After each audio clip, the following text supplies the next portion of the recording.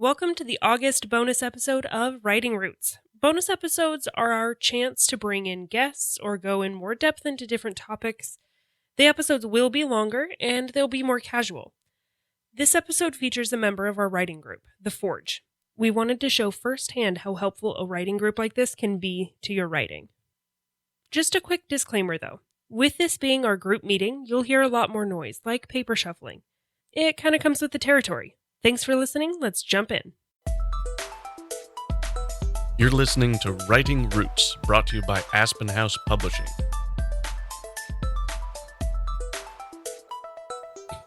Welcome to Writing Roots. This is the bonus episode for August of 2019. We are talking about The Forge and writing clubs and how it's affected our lives. And so we have the three core members of The Forge here today. And I'm very excited. We're going to do our writing club meeting for this month here on the air so you guys can hear us and what we're talking about. So let's introduce ourselves really quick. I am Leigh. I'm a writer, editor, and kind of whatever. And writing has been just a huge part of my whole life. So I just enjoy being part of Aspen House, and this writing group is great. I'm Hart, and I've been writing pretty much since I was 5 and grabbed a pen and started coloring on a book that I wasn't supposed to. And I love being part of this project and this group, and I couldn't find better people to work with. And I am Leigh Esses. I write action stuffs, and I've been part of this group for, 3 years now, about 3 years. Yeah. Since the founding. Which I think all three of us have been here since the founding, right? I was a little bit late. Like a month. Yeah. Wasn't not by much, but a little bit. So we're just going to, real quick, go around the room in the same order. We're going to talk about the genres we write in and what your current work in progress is, and then a little bit about the short story that we wrote for this meeting. So I write in mostly fantasy. Occasionally I'll dab into a little bit of magical realism. My current main project has been ongoing for about 10 years now. Please don't be me. I started the idea when I was in college and wrote a couple chapters, put it down for, probably about 5 years, and then finally picked it up again when I joined the writing club and changed the first entire 3 chapters when they were like, is this person important? Is this person important? Do you actually need characters?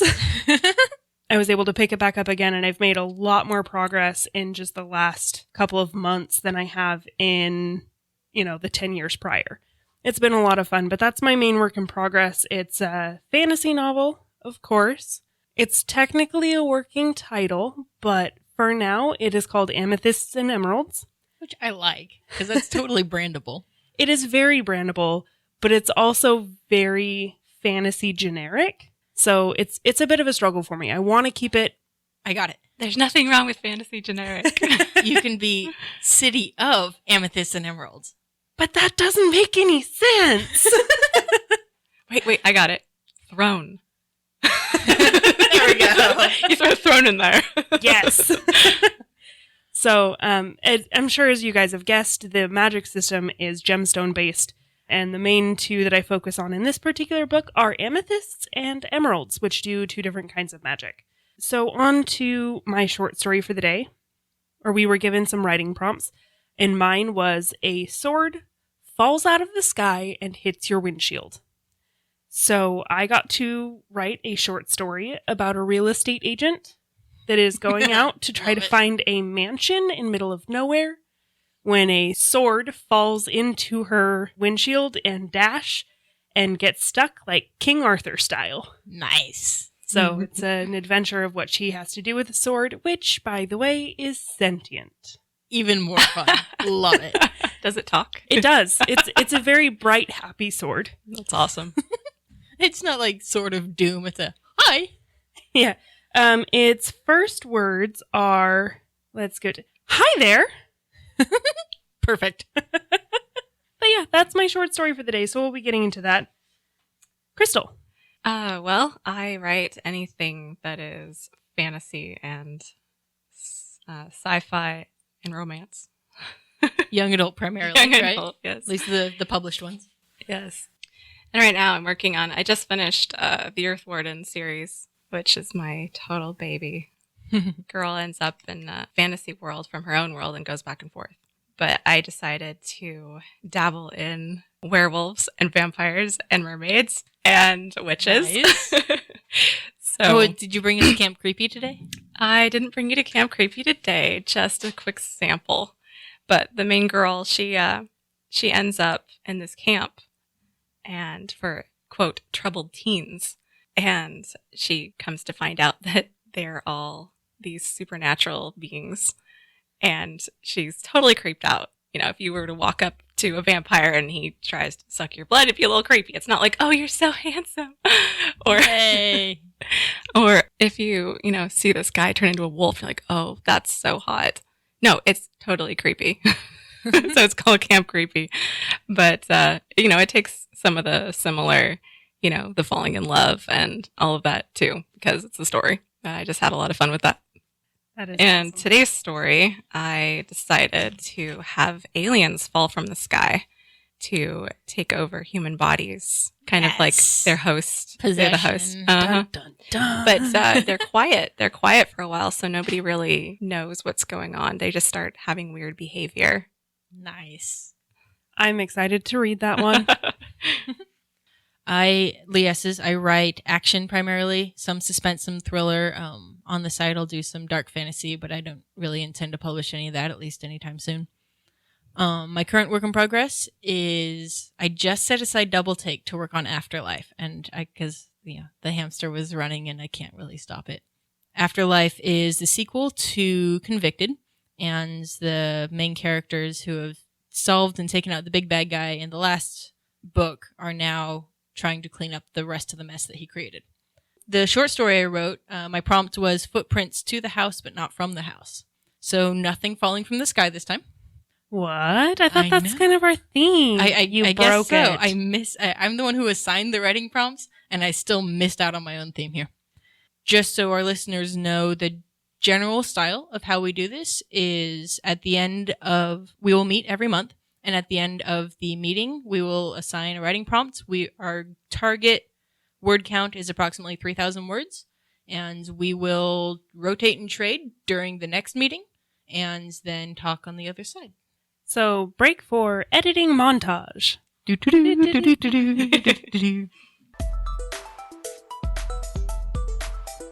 All right, so we are fast forwarding, 30, 40 minutes, something like that? Yep, just about. We finished editing. Well, Jazz hands. mostly finished editing. I'm a slow editor, okay? But you're a fantastic editor, so it's worth it. Do you want to talk about yours first? All right. I edited Crystal's short story, and I really like it. The premise of it is, she already kind of said aliens show up. Her main character is a news producer, writer. Kind of depends on where she is for what title she would get. A little bit of background. I used to be a news producer, so I kind of know what it's like on the behind the scenes part. And so a lot of my edits had to do with, so this person would actually be called a reporter. And, they wouldn't say this here. They would say this here. They'd be really vague. Because when news people don't know what's going on, vagueness is their, bread and butter. So, I kind of changed the UFO in the beginning to just object. It's an object that's out there. We don't know what it is, but it's an object. Until you get to the point where your boss says, back to calling them UFOs, and that's where you can pick back up calling them UFOs. Because you had that, but you never went away from it. I also really like your use of branding language. You are on top of that. Way better than some of the reporters we've worked with. Because that's one thing in the news, you're constantly told to use the branding language. Whatever news station you're at has their key phrases like, get the facts right, or, first, live, local, whatever. they have those Get keywords. the facts right should be implied in the fact that you're a news station. What? Just saying.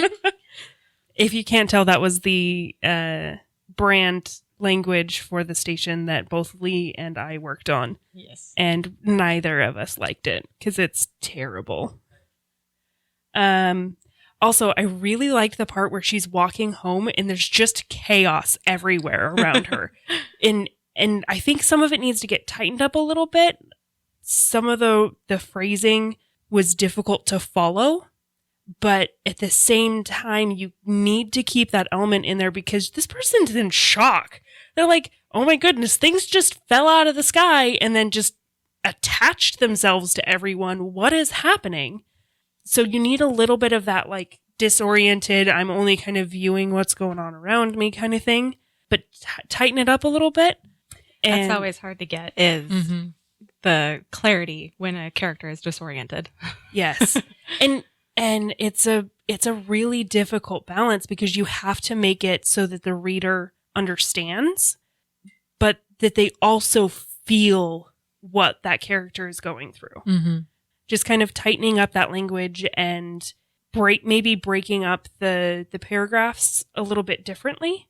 And I think it would work out. In general, I really like it and I want to finish it, but I'm not done yet.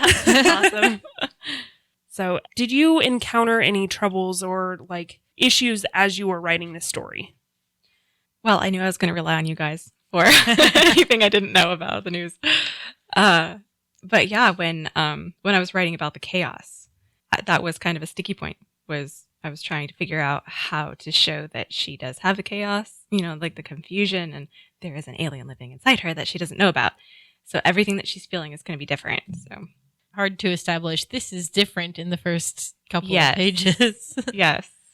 I think you really pulled that off well, though, because you have a sense of urgency through the whole thing of like, oh my goodness, there is this huge thing happening. We know nothing about it. And then, wait, what? But the entire time I've been in the newsroom trying to write stuff while stuff is going down. And it's chaotic. It's frantic. And you did a pretty good job capturing that, even without having been there for one of those moments. Awesome. Thanks. Who wants to go next? I go next. Yeah, I think that's been So our I routine read so Leigh's story. What are you calling it? Footprints. I suck at naming Footprints. stuff, so that's what it's called. Well, I really liked Galen's personality. Oh, I okay. thought that as a magic person, whatever she is, was very, I could see how adept she was, and she knew it. She had that kind of confidence. Mm-hmm. Should be my comment. There's a naked man in my kitchen. Like, what? That's how the story goes. It needs to start like with the guy kind of like off kilter in his head. I love it where he puts his butt on the counter. She's Yeah. like, I cooked there last night. That's disgusting. And he's like sliding a sword across his empty thigh, like as he's trying to talk to her. Yeah, he's going to put it in the fry pan, and I'm just kidding. Is he like cutting himself or just like Yes. flat? Oh, Cutting himself open. okay. Yeah, this she dude's gave me psychotic. she gave me the Yes. horror story. Yeah, Psychotic. I told you if I'm writing fantasy, it's dark fantasy. it's dark. It's nighttime. Yay! Most of my comments are, and I didn't change the story any. I thought it was great. Most of my comments were just like moving sentence pieces around and talking about clarifying it. Just repetitive words sometimes. So in the end of this story, the psychotic naked man leaves the house and she casts a spell at the end to sort of look into the future of the sword that stabbed her during. Okay, I wasn't sure what she was looking into the future for. Was it for herself or for the sword? For the sword. She Okay. needed something the sword touched, and so she used her own blood for it. Okay. Did that feel superfluous? Because initially when I wrote it, it ended with him leaving. And then it was like short for word count, so I added a spell at the end. Okay, that makes more sense. Yeah, there was a jump from when he left, and suddenly she's sleep is eluding her. I'm like, Mhm. wait, she's in bed. We were in the kitchen. Okay. So, yeah, I felt like that scene wasn't necessary if you're going to keep it as a short story. Okay. If you wanted to lead into a novel, then I would leave the rest and clarify it. Okay. So either way works. Yeah, I don't intend to do a whole lot with it, but I gave it to Jeremiah and he requested that I make it into a full story. But he likes all my fantasy stuff more than my action stuff, so. Fantasy is awesome. That's why. So if you were just going to post this as a short story, I would end it with him walking out. Okay. Good to know. So what kind of things did you encounter while writing this that may have been a little bit troublesome? The last 2-3 writing groups that we've had, I wrote like half again as many words as we're supposed to. So this time I'm like, okay, I'm going to write it really short. And of course, I don't know if I've mentioned this on the podcast or not, but I handwrite everything first and then type it up. So I have no clue of my word count. I'm just like, okay, telling the story. And I'm like, okay, I'm going to try to make it short this time. And it ended up being too short. So I debated, do I add a scene? Do I leave it short? Do I like fluff it up in the middle? And the last one is almost never the right answer, but I felt like it had a good ending where it was. You can always have more dialogue. Oh yeah. It was like she was trying to get through the moment as fast as possible. Because again, naked guy slicing his own thigh in the kitchen. If he wants to keep talking, I mean, she can't help it. Shut him up. Yeah. So one thing about this is our rough draft, maybe first edit versions of these stories in general. Sometimes we'll bring something we've been working on a little bit longer and edit it a little bit more. But when we have these stories, it's okay that we have short stories or too long stories because we have that time to go and adjust it. The purpose of the writing group is to help each other recognize those things and then move from there to improving. So level up. Yes. To put it in gaming terms. We gain XP. That's why I like to read books on writing during the month and then bring what I know to the table. Nice. Yeah. That's a really great thing. Yeah. I should read. Reading is essential. Okay, so I edited Leigh Hull's story. And she had Sky Strike. This was the sword falling out of the sky for the realtor into her dashboard. I was laughing a lot during it. And it's like half of my notes are smiley faces and LOLs. I especially liked Sky, the name of the sword. You didn't genderize the voice at all. And I assume that was intentional. Yes, it was very intentional to keep the sword non-gendered. Okay. I kind of imagine it voiced by Doug, the dog from Up. That is perfect. Hi there. Sorry if I scared you. I can't do voices, but that's exactly what Sky sounded like to me. Nice job in keeping it gender neutral. That was a lot of fun. I kind of feel like we could have introduced Talia, was it? The sorceress, the evil sorceress. Give her a name, because it felt like in Act 3 we learned the bad guy's name. Another note, realtors and appraisers are two different jobs. You can't have one person be both. Just a little side note there. My dad works in mortgage, so actually knows way too much about this sort of thing. Me. Never mind. You had a couple of moments where you had a this and that, which were synonyms. And so it kind of slowed down the action a couple of moments. Ella cursed in confusion and anger at the thing that had just stabbed her car. Like confusion and anger. I mean, the cursing implies anger, so maybe just leave confusion. Or you can find a word that kind of means both. A couple of small moments there. And in traditional me style, I ended up breaking up a lot of sentences. And, one thought, one sentence is a big part of my writing style and my genre. And so a lot of my editing was based around that. My writing style is very long sentences. Yes. You had like 4 different thoughts in one sentence at one point. I'm like, let's break this up. Never. Of course not. Miss Newswriter, you should know that by now. Yeah, but my news writing is very different from my fantasy writing. I get to be flourishy in my fantasy writing. Yes. I was trying to do that with my, flourishy fantasy style and then have her have a news style writing. And that was another comment I wanted to make. That did come through. Yes. You were very precise in the news writing. I could tell even without tags on who was speaking, I could tell who was talking. I could tell that was the reporter because it was a very distinct voice. One more note, just because I'm me. You had quite a bit in the beginning talking about insurance, which I thought was great and perfectly in character. I kind of wanted to bookend that at the very end with the destruction of the mansion and the bleeding out all over the floor. And it's like, oh, the insurance is going to kill me for this. And some sort of insurance joke to end it. But I definitely enjoyed it, and I had a lot of fun. I was giggling like the entire time. So that perfectly segues into the problem I had when writing this, and it's a problem I have when writing everything. Procrastination. So I finished this story while I was at work today, and I probably wrote about half of it today. Nice. It was more than that or less than that, because this description here, about halfway through, you sent me earlier this week. So. Oh, that's true. There's that. Maybe a third. maybe about a third.